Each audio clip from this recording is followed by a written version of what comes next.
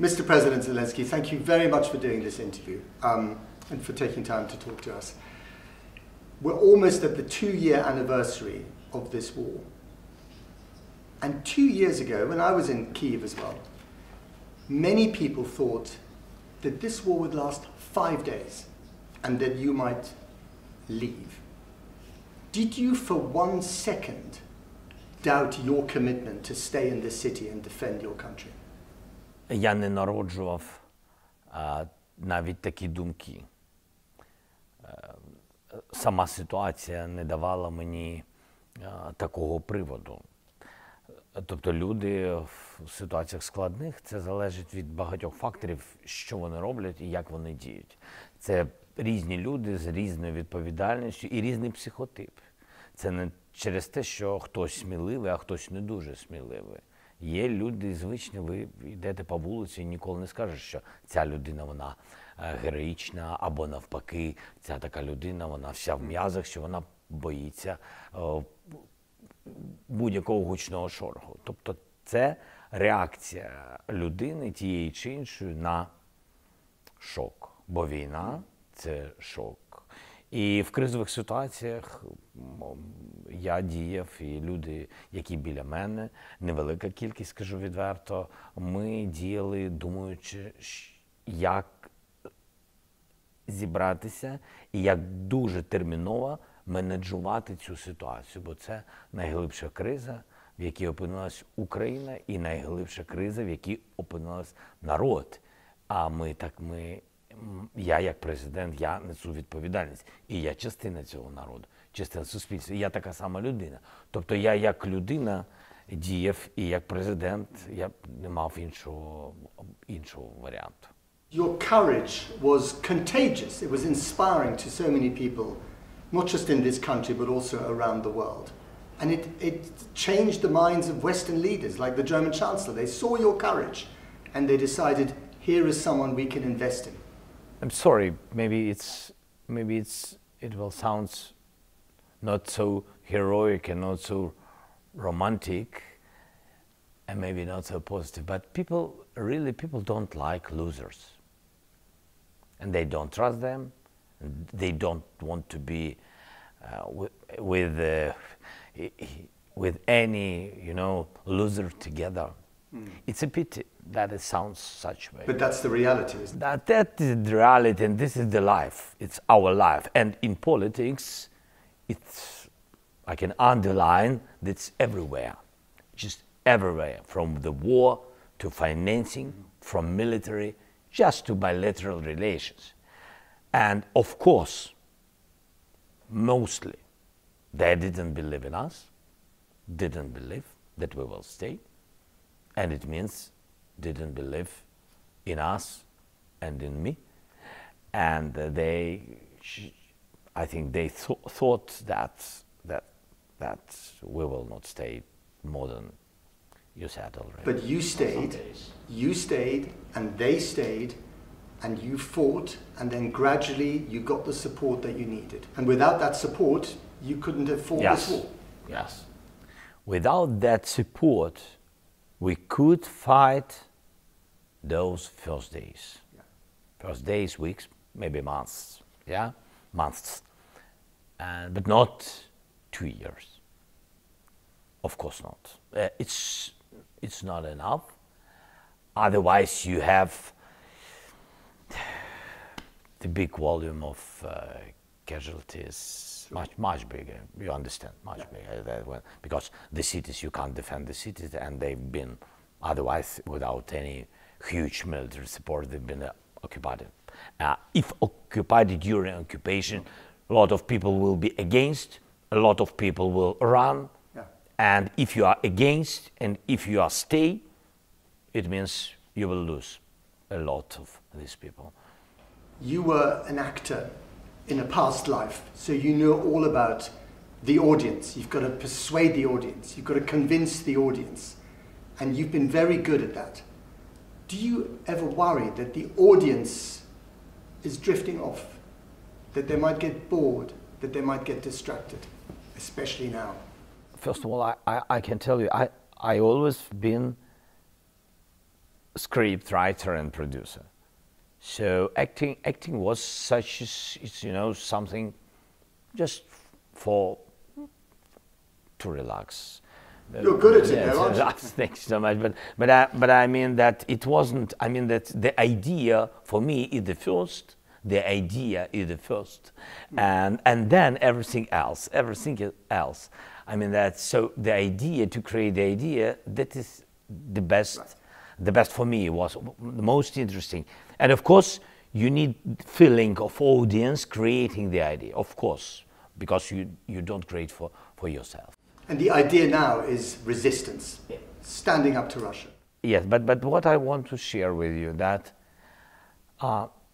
maybe I'm not right, but I think that good people, really good people, they can be honest, and I think that honest people are not bad actors, because they don't play somebody, they can play themselves. Just be yourself in the screen. So don't be afraid of the screen. It's about the movie. Don't be afraid of it. And maybe if you have good characters, your own characters, not bad, not good, not bad, people will trust you. If the younger Mr. Zelensky, when you were still not in politics, when you were writing your scripts and doing your broadcasts and acting, if that Zelensky had known that going into politics would mean leading a country in the middle of the most vicious war since World War II, what would that Mr. Zelensky have said? I couldn't imagine. That's why I can't say my reaction, because I couldn't imagine when I decided to go to politics. So I couldn't imagine that it can be such war. But I think that people from their childhood, they take it everything from parents and from the friends, from schools and teachers and etc. They are ready to challenges or they are not. Right. And the volume of these challenges doesn't matter for the person, doesn't matter. The war during one day, the crisis during one day, or the war during some years. I think that it's the challenge is for you but you are ready to manage it, big or not big. That's it. So of course I couldn't imagine. You're a tough guy. Not one. Yes, I think yes. I think maybe I became maybe something like this, but I was ready for this. But I think that if you are, and around you, and people who are in the streets, and if they are tough, and they've been really tough, and if they are really strong, yes, and you have enough understanding of your global response, Right. and if you're really a normal man or woman, I mean normal person, and you understand your responsibility.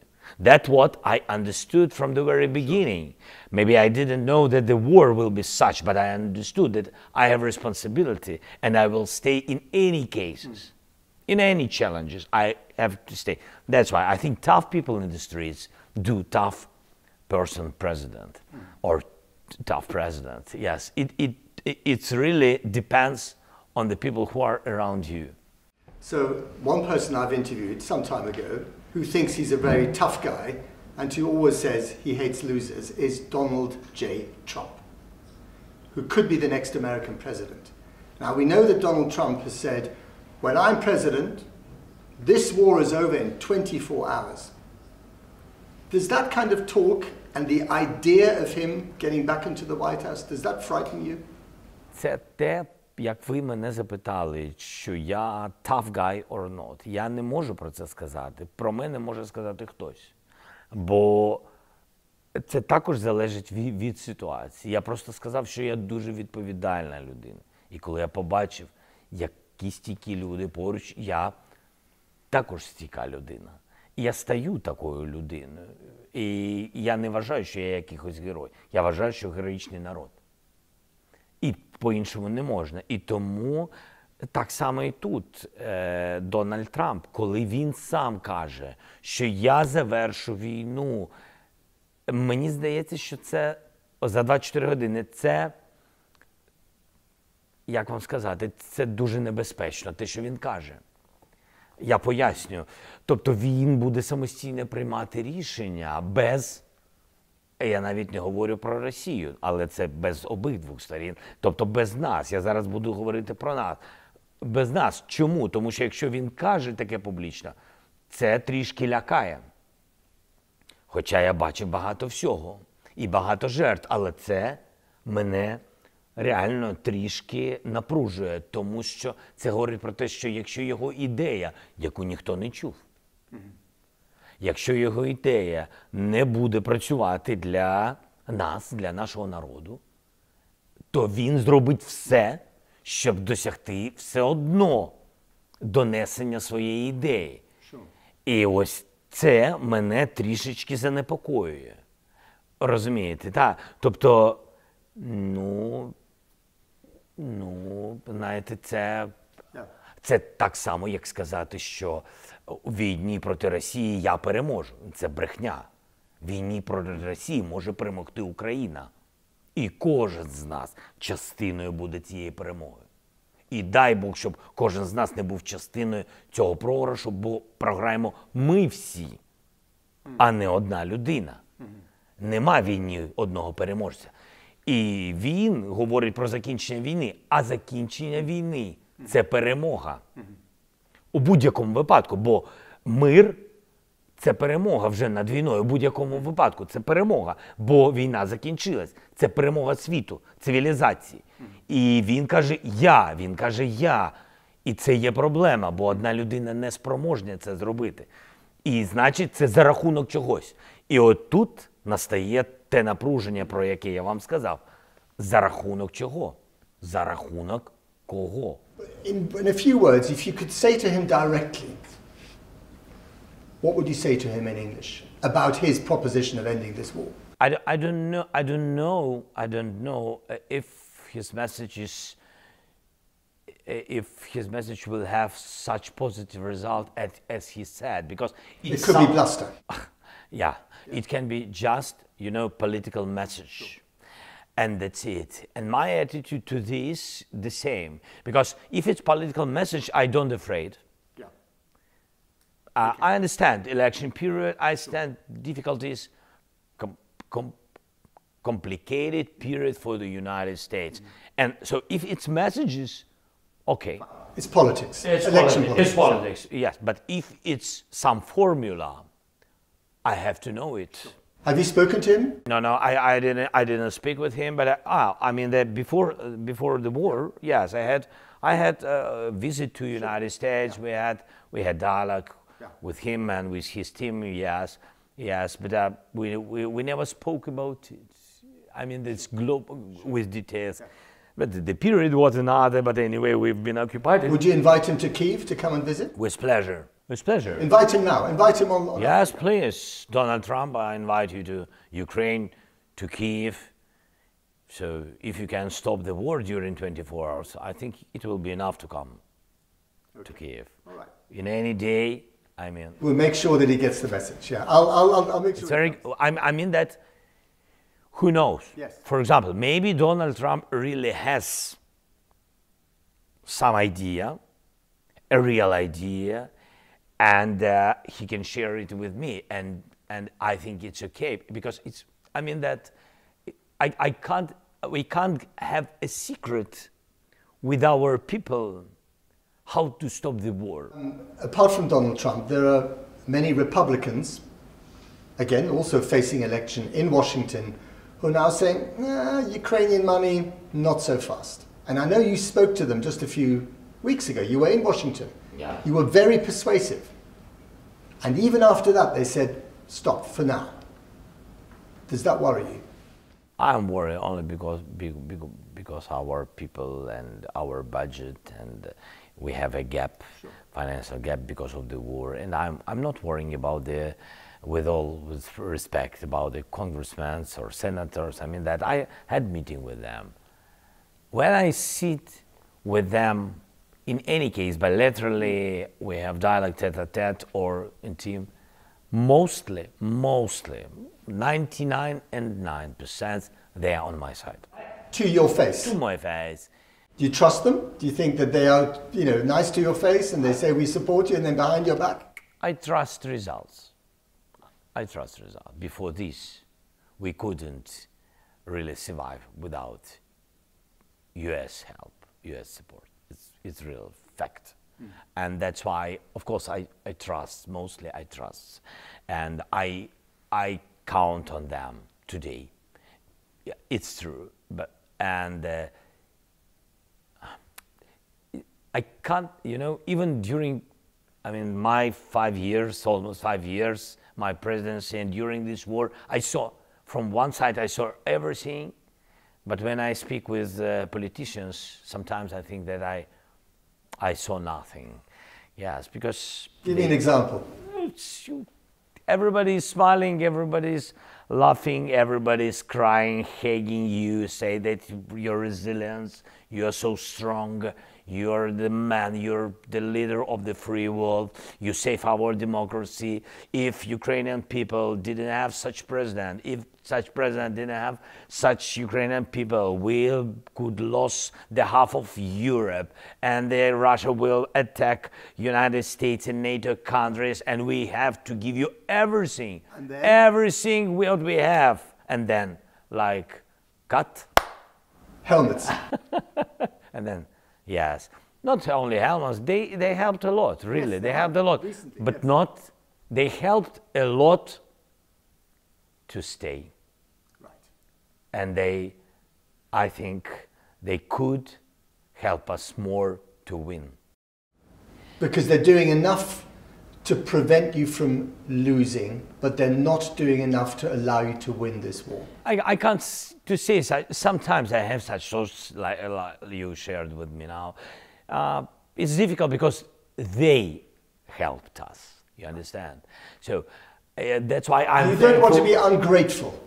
Yeah, you understand. But I think you understand. Otherwise, it's the question of surviving. So I can't, jump to emotions. Yes, I don't want to be a liar. I'm honest with you. But sometimes I really can't understand, or I don't want to understand. But when they say that you are the president that is saving our democracies, that you are the bastion of, the last liberal, on the planet, as it were, no. Do you think they're being sincere? Are they being sincere when they say that? They are sincere, I think, but maybe not in these words, yes, but not with all the facts which are around them in their relations with China or Russia, in their bilaterals and etc., and on the level of intelligence and in business. They are sincere, but not 100%, yes, they are challenged. They don't put their money where their mouth is, or their weapons where their mouth is, as we say. The rhetoric is not always matched by the actions. Риторика не відходить від справ, від діла. Вони дійсно на нашому боці, я так вважаю. І дійсно Конгрес, і президент Байден, і вони все включаються, і вони дійсно допомагають. Але чи можуть вони більше? Бо є відповідна дуже конкретна техніка, чи конкретна зброя, чи конкретний об'єм, від якого залежить просто скорочення цієї війни. Я так вважаю. Чи можуть вони більше, чи мають вони у себе це? Так. А чи можуть вони нам дати? Якщо вони нам дали, значить не можуть. І я думаю, ось в цьому відповідь. І той, хто знаходить ці відповіді, чому не зараз, чому не так, чому не в повному об'ємі, то, напевне, хто знає на це відповідь, той розуміє, що відбувається взагалі. Because there has been a pattern so far. You ask for things for your war, and the initial response is, maybe not. And then a few months later, you get them, right? Whether it's tanks or even now fighter planes. It's always a little bit later. And I guess what you want is for that space between maybe to yes to be very short, because you need it now. Простір. Тому що в цілому бюрократична машина будь-якої країни, в незалежності від демократій, вона дуже складна. І з моменту нашого запиту до моменту позитивної відповіді іде час, гинуть люди. І тому я і сприймаю цей простір як, в принципі, цей коридор, він, якщо чесно, такий, кровавий коридор. Він дуже болісний, цей коридор часу. Але мені здається, що не всі це розуміють. Я пробую це донести. Я з перших днів це доношу.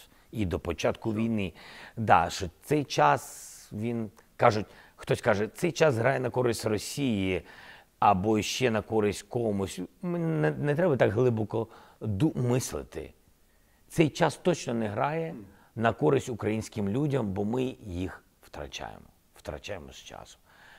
І це складно. А потім, навіть коли у вас позитивне рішення, і воно поки прийде до вас, і поки воно розвантажиться, поки люди тренуються над цим. Це як питання з F-16. Це яскравий пример F-16. Дуже яскравий приклад. З моменту, коли ми про це говорили, до моменту реалізації позитивного сигналу пройшов рік. З моменту позитивного сигналу до тренувань ще півроку. З моменту тренувань до постачання цей період ще не закінчився, бо F-16 ще не прилетіли. And of course, Britain has been on your side from the very beginning. Prime Minister Johnson, also Prime Minister Sunak was here just last weekend. On our side. On your side. It's true. And you appreciate that. I appreciate very much. You know, there are really, UK been with us from first days till now, and I have and had with all your prime ministers. There've been a few meetings, some of them, yeah, and but also with intelligence, we have the very good relations on the level of intelligence also between us.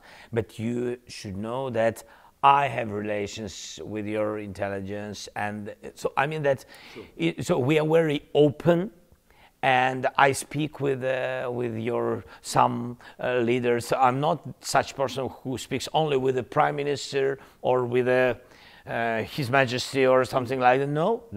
We are very deep partners. Right. And we have very good relations. That's why we speak each time, by phone, meetings, official, not official, different. And that will survive, that relationship, even if we get a new government in the United Kingdom after our election. That's great with our relations. That's great with your institutions. I think that is. So even if it's Prime Minister Keir Starmer, it carries on. During one Queen Elizabeth, you had so many great prime ministers, and different challenges, I understand, in the UK during the 20th century also, not only 2021, but always from the books, maybe I'm not right, and now in my relations, we always saw strong institutions. Mm-hmm. So people can be changed, but institutionally, historically, the relations between countries, we have to save. Right. And I think that is my mission with relation with UK, now with Prime Minister Sunak, and after me, somebody will have a relation with someone, Prime Minister with the UK. It's good that I think that we build our relations, but because of this war. Right. We build them very, very strong, and we know that we can count on each other. And whoever sits in number 10 Downing Street, whoever's the Prime Minister. In Downing Street and in Bankova. I think so, yes. But because when you have challenging periods, you really see who stay with you those days when everybody call you and say, you have 5 days. It was very important moment. Who are with you from the first seconds till now. On a less happy note, the former president of Russia, Medvedev, said yesterday that the Ukrainian people have a choice. You can either become part of Russia or you can die at home with your families. What choice does Russia have? По-перше, для мене нічого нового в тому, що ця людина сказала. Ця людина говорить те, що говорять, як то кажуть, в коридорах в Кремлі. Те, що Путін не готовий казати публічно, поки що. Він говорить Жириновським, говорив раніше, або сьогодні він говорить Медведєвим, або ще кимось. Це їх наратив. Вони з цим прийшли, і, на жаль, якщо в Сполучених Штатів хтось з кандидатів або хтось з конгресменів ще це до кінця не розуміють, або є нерозуміння в Європі, Путін прийшов в Україну, тому що він вважає, що він прийшов до себе додому. Він не зняв свої солдатські сапоги. Тому що він прийшов до себе додому, він не вважає нас незалежною державою. Він не поважає наш суверенітет.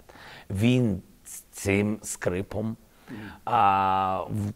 живе багато-багато років. І тут у нього з'явився шанс окупувати нас і забрати нас як частину в Російську Федерацію.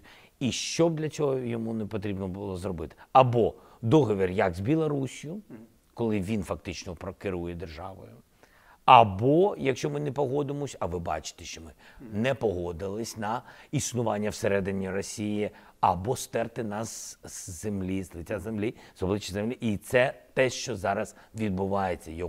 У Росії повинен бути якийсь вибір.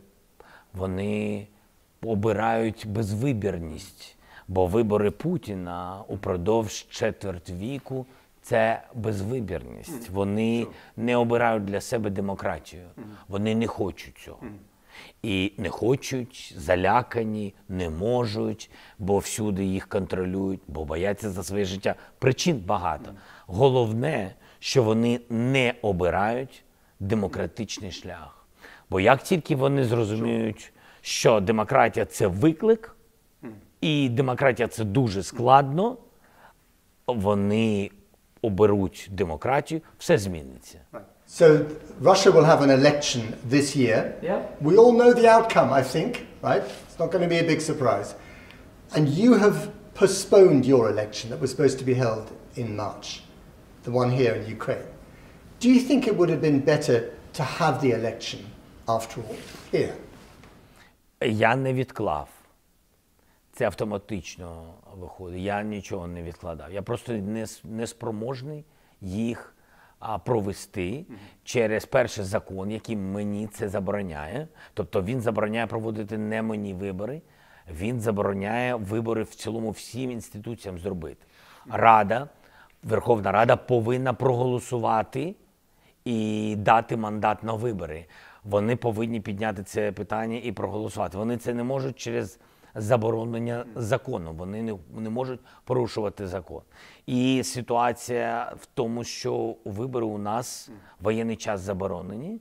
І ситуація, якщо б навіть можна було це зробити, що робити з територіями окупованими, тимчасово окупованими, і як провести вибори легітимними, щоб їх визнав світ. І якщо у нас більше майже мільйонів за кордоном, і вони мають мати інфраструктуру. А онлайн формату виборів у нас, на жаль, немає. І якщо ви мене запитаєте, я вважаю, що нам треба думати, як це зробити. Ось моя вам відповідь. Для мене... So if you could hold an election, you would do, but the circumstances... If I could, if tomorrow I can do it, I will do it. But the circumstances are wrong. Circumstances and the law. So we have to change circumstances and to change law. The European Union has put you on a fast track for membership. How important is that to you? Це дуже важливо. По-перше, це наш вибір. І він вибір не філософський. Розумієте, це вибір не тільки серцем, думками, заради нашого майбутнього. І точно не вибір тільки в форматі риторики. Кандидатство і відкриття щодо діалогу, щодо майбутнього членства – це юридичне підтвердження цього. І це важливо, що є юридичний, незворотній вибір України, і це юридичний, підтверджений Європою, юридичне бажання українців, тому що це у нас в Конституції. Тобто це у нас закріплено, а тепер це закріплено і Євросоюзом. І це дуже важливо, що цей шлях незворотний в бік Європи, бути частиною європейської родини, а не бути частиною без незалежності, бути частиною Росії. Це дуже важливий момент. Залишитись незалежною державою, але тепер державою, повноправним членом Європейського Союзу. Це багато чого змінює. Це пріоритетність розвитку, пріоритетність культури, пріоритетність ринків, пріоритетність економіки. Це інший вибір, інший підхід. Це і є європейський шлях. I was here during Maidan in 2014, and I've never seen so many European flags, and it was very, encouraging for Europe to see this. But we also know that the European Union have said to you, you can become a member, but you need to clean up some of those things in your own country, like, for instance, corruption, which was rife in Ukraine before the war. Is the corruption coming back now? And is there a problem there in terms of your goal of joining the European Union? Corruption is always a problem for all the cities, countries, and etc. Let's speak about Ukraine.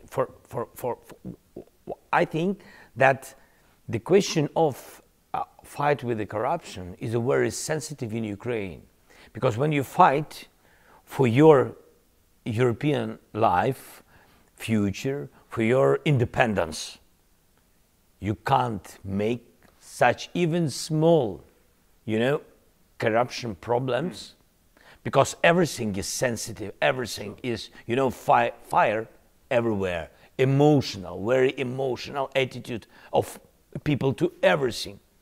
You can't make any corruption mistakes. If you have them, you have to fight it with the corruption, even with the small things. And are there corruption mistakes happening right now? Of course. And are you fighting them? Of course, totally, of course, we have to fight. Even if you hear that there are some small something, on what in some countries or in our country before the war, you can't even, you think, okay, somebody will manage it. No, you can't. You're on top of it? Yes. What about intimidation of independent journalists? There's some independent journalists who've been critical of people in your government, in the army, and they've been intimidated, some of them physically. How will you stop that? Да, тобто зразу була відкрита кримінальна справа, це дуже важливо. Я особливо запросив голову Служби безпеки України, а також отримав деталі від Генерального прокурора. Тобто, напевне, хтось скаже, був відеозапис медійників, нічого не сталося. Я вважаю, що сталося. І треба знайти відповіді на все це. І тому Служба безпеки буде це розслідувати і все знайдуть. We have all been impressed. I mean, those of us who visited this country, the whole world has been impressed by the resilience of the Ukrainian people and their willingness to fight for their country. But this war is now almost 2 years old. And you want, or your military has asked for as many as 500,000 men and women to be sent to the front lines, to be mobilized. How difficult is it for you as the leader of this country to ask people to make even more sacrifices? Питання мобілізації, перш за все, я все ж таки хотів би дотримуватись саме розуміння, що це таке для різних верств суспільства. Перш за все, це питання справедливості. Бо є люди, які з першого дня на війні, і те, що вони не жаліються, це не значить, що не має бути можливості людям їх замінити, їм відпочити, більш мати можливості тим, хто відвоював всі ці місяці найпотужніші і найскладніші. Я впевнений, що то були найскладніші місяці цієї війни. Вони заслуговують на справедливість, що їх замінять інші. І якщо не вистачає людей, натренованих, професійних, то треба людям дати інструмент, військовим дати в виді мобілізації, щоб вони могли мобілізувати частину суспільства, а потім підготувати. Це дуже важливо. Підготувати, не кидати їх на поле бою, і в іншому випадку у них буде шансів менше вижити. І це неправильно, зовсім неправильно, бо це не м'ясо, це люди. І тому треба з цим виважено обходитись. І тому закон про мобілізацію важливий, розумний і справедливий. Тобто для військових це потрібно. І не можна просто сказати, їм там вистачить їх армії. Це просто нечесно і несправедливо. Це перше. А передусім людям дуже важливо сказати, куди він йде, що він буде тренований, що у нього буде достатньо всього. І він, на що він розраховує. Він не може йти просто в пітьмах, в темряву, просто йти і не знати виходу, наскільки він йде тощо. Тобто питань дуже багато. Вся історія про мобілізацію – це перш за все питання справедливості. Справедливо замінити, комусь справедливо відпочити, несправедливо обходити, коли хтось за тебе гине або віддає життя, і справедливо, що людина повинна знати, куди вона йде, наскільки її підготовить, хто її підготовить. Це дуже важливо. Все це питання справедливості. Are you afraid that your people are getting tired, maybe getting less resilient in this war? Коли ми говоримо втомленість, ми повинні розділяти ось які речі. Тут є нюанс. Втомленість від війни ми не можемо собі дозволити. В іншому випадку вийде так, що хтось захищає державу, а коли я говорю захист, це не тільки фронт, це і люди, які працюють, люди, які мають бізнес, які сплачують податки, і можна втомитись під ракетами це робити, але люди продовжують це робити. І це все важливо, тому втомитись від цього ми не маємо права. А якщо ми втомимось, в цьому сенсі слова, ми втратимо те, що маємо. Але в якому сенсі втомлюються люди? Як кожна людина, яка після робочого дня. Я думаю, ви йдете додому, ввечері ви приходите, особливо перед вихідним. Я думаю, ви втомлені. Але наступного ранку ви знов... Always. Тому що ви працюєте. Тому що ви робите якісно свою роботу. І де б вона не була? Журналіст, військовий, інженер, електрик, вчитель, медик. Все це сьогодні дуже важливо в Україні. Тому можна собі дозволити втомитись ввечері. Але зранку прийдеться захищати державу, боротись за неї, якщо ми хочемо її зберегти. І тому я, коли кажу про втомленість, я кажу вам про фізичну втомленість. І тому і питання мобілізації говорить про те, що відкриває двері для фізично втомлених деяких хлопців. But the fact that you're prepared to lower the age limit of serving to 25 years, and the fact that the generals want 500,000 men mobilized, that shows you how much of a cost, a human cost this war has exerted.